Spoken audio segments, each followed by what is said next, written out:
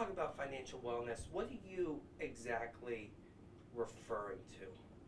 Okay, so it's interesting because this has often been called Financial Literacy Month, but there's a disconnect between literacy, knowing personal finance, and acting on it. And I think that's the difference. Financial capability, financial wellness are all about acting on the knowledge.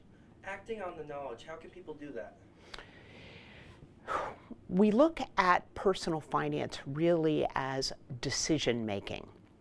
And so most of us in this field will talk about the economic way of thinking. So we're talking about rational decision making and applying it to personal finance ideas. So whether those are investing in yourself and earning income, budgeting to spend and save, understanding credit and debt, measuring risk and reward, looking at financial investing, insurance, and also looking at giving back. What is one of the most common mistakes? Obviously, everyone's financial situation is different. Sure. But what is the most common mistake you feel people make when it comes to their finances, particularly, when they're, well, just in general? Sure. I think a mistake that many people make is not being deliberate, not being aware, not being deliberate, not following a plan. And so we encourage thinking critically, problem solving as it relates to all of those aspects of personal finance. And we're talking as, prices are on the rise, everywhere. There's college tuition going up, gas prices are up, people are complaining about grocery prices.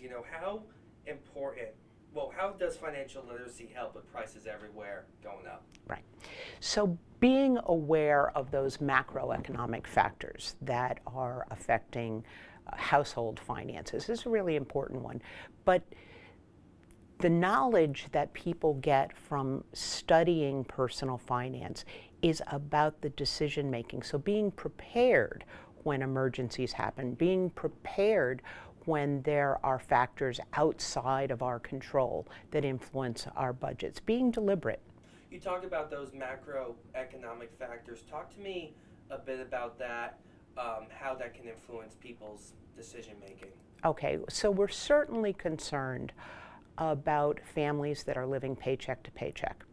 And the data about that varies dramatically.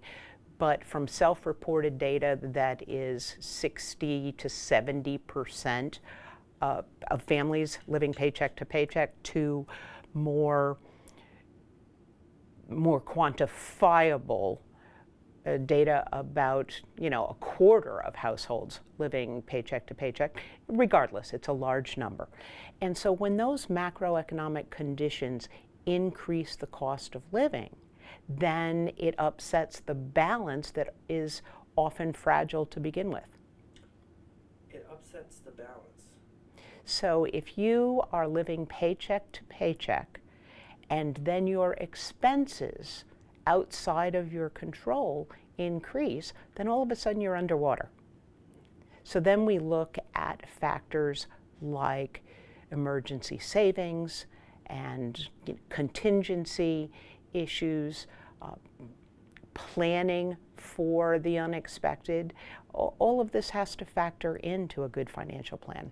So, just to kind of clarify it a bit, with prices going up, what can people do?